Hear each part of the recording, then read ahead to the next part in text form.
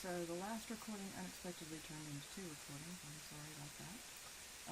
Anyway, I am going to show you the rest of Project 4, I hope, in this video. And we're going to start with Excel Solver. And first I want to correct one thing in the previous video, and that is I had you do the variance as a percentage, and it's really not a percentage. I'm going to put it back to a number. You can use the comma, and then I'm going to put some aggressive places so it doesn't look like zero. Variance is actually percent squared, which is kind of a strange concept, but I don't want to misrepresent it as a percent. Okay, so next I want to fill this with, I'm using blue, you don't have to make it look a little bit more like in the project. So I'm going to use the solver to find portfolio rates that will minimize risk for a given level of portfolio return. So in the lecture, we talked about that. We talked about the efficient frontier, and I want to just kind of show you, so I'm going to get a blank page here. I'm going to draw to the best ability that we can the efficient frontier and what exactly we're doing here. Okay, so I'm going to get a pen first. Alright, so this is what's going to look like the efficient frontier, and this is the expected return, and this is the standard deviation. So remember that what you want is the highest expected return with the lowest standard deviation, right? So you want to be somewhere in here, if you can achieve that. Unfortunately, you can't always get there. Sometimes what you want to do, though, is be the closest up here in this quadrant as you can be with your investments. But what's really going to happen is you're going to find different stocks that are going to give you different returns for different levels of risk. Right? And you're going to combine those stocks into portfolios. Right? So this is what they look like. We figured that out. Hopefully in the slideshow I told you that this line between the two won't be straight unless the correlation coefficient is the same. It's 1, sorry. So if the correlation coefficient is 1, then this line is a straight line, but if it's anything other than 1, then it's not a straight line.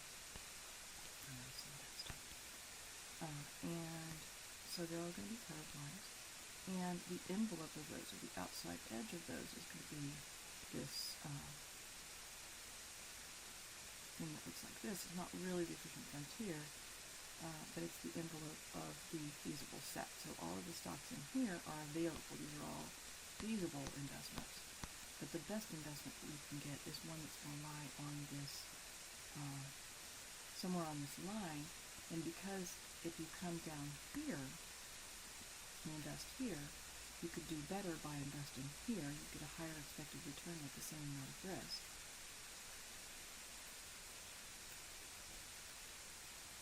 So for that reason, this part of what I'm calling envelope of the feasible set is not the efficient frontier. The part that's the efficient frontier is, I have to hit undo and take that out there. The part that's the efficient frontier is this part right here, this top part of the envelope of the feasible set.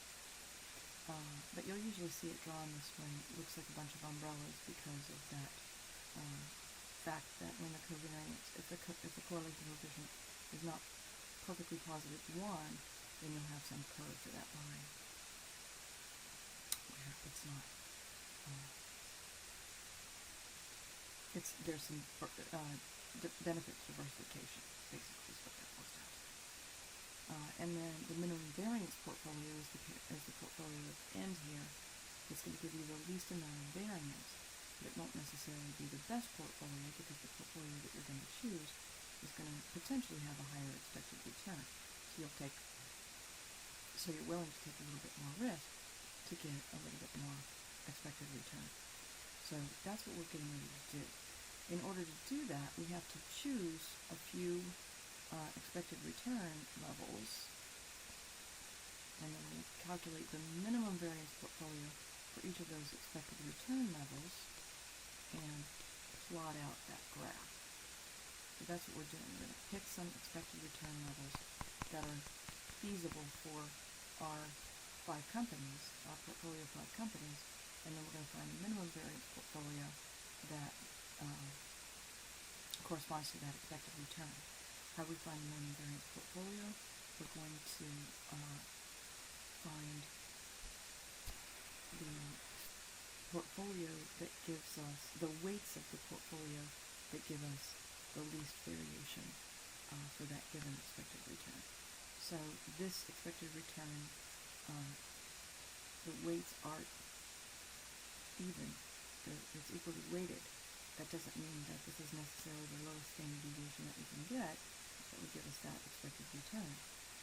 That's the standard deviation that we actually, but we could get a lower. So what we're going to do is pick 5 or 6 returns that we're going to try to find minimum variance portfolio for. So I like to kind of just make that a little bit scientific. So I'm going to start with the highest one in the expected returns of my stocks. And pick that one. So the highest one of these. And I haven't told you to do this in the project, so you don't have to. You can just pick kind of more randomly in this, but I think this helps. Helps pick the values. And I'm going to pick the lowest one.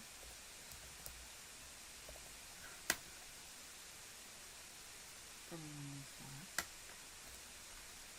And I'm going to pick several values that fall in between those. So I'm going to pick 0.5%, and it's 0.5%.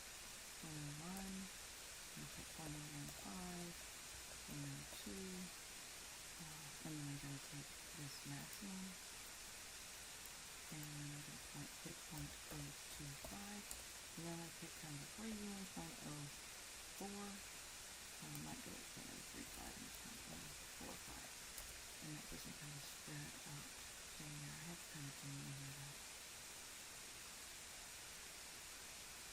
8 kind of overkill that. We'll do all 8 of them. Probably I'll do a couple of them, and then I'll make another video after that to show you after I've already got it. I've already got all of them, and then we'll plot them together. Since I've already got 8 minutes into this video. So let's see how long it takes. So first we're going to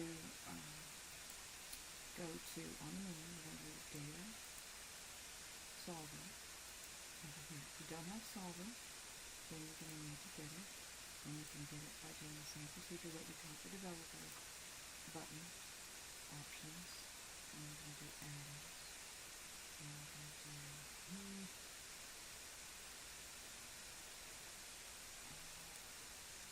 Excel add-ins, go, and we're going to make sure that that's all. Check. Okay, so I'm going to use Solver. The Solver's going to open up this big dialog box, and it's going to give me an option to set a bunch of different objectives. Okay. Or set an objective, with a bunch of different constraints. We only have 2 constraints. So we're going to set the objective that we're going to minimize the portfolio standard deviation by changing the weights of the assets in the portfolio. So that's the thing that changes that will allow us to have a lower standard deviation. We pick the ones that pick that return that gives us the lowest possible standard deviation combination. The combination that gives us the best, the lowest standard deviation. So the thing that's going to change is the weights. Now notice because I used transpose to get these weights, they will change as well whenever these weights change. So that's why it's so crucial to use that transpose function. Subject to the constraints that we invest all of our portfolio, in other words, this cell that sums all the weights is equal to 1. So that's our first constraint. And our second constraint is that the expected return is equal to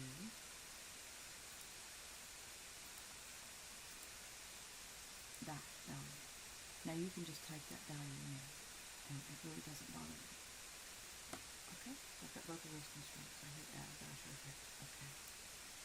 Okay, and then I'm going to uncheck where it says make unconstrained variables non-negative, because I want to allow for negative weights. It gives me the possibility of short selling. So I'm going to hit solve. And it says solver found a solution, so you make sure that it finds a solution. If it didn't find a solution, then it's likely that what happened was you didn't use this transpose property. Possibly that happened. Notice that in order to have the minimum variance portfolio, and I've got the standard deviation, I've got the minimum variance portfolio right here. You can see that, well, you can't see that that's a minimum, but you can see what it is. And you can see that the expected return is equal to that lowest one right there. And in order to meet that criterion, the weight in security, this first security, which is ExxonMobil, is equal to greater than 100%. So I've got the whole portfolio in ExxonMobil, then some, and I've done some short selling in order to make enough shares that I could buy some of love and some of Ford, in order to get that portfolio standard deviation low. So now I'm going to check this box that says return to solver parameters dialog, so that I can just keep coming back to the solver parameters.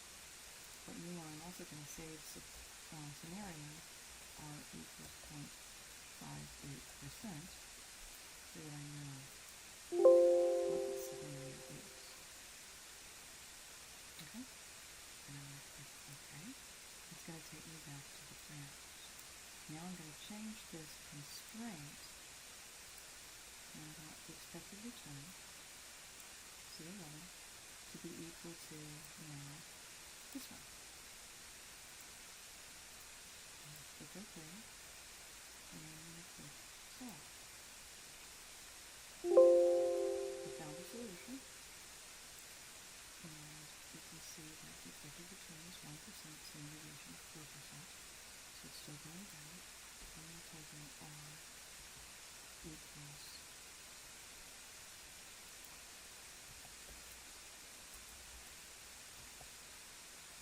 1%. So I know what scenario is. Sorry, this is so loud on the system stuff. And then I'm going to click OK. And I'm going to change this one to B. And I'm going to file. OK. Solve. Save scenario.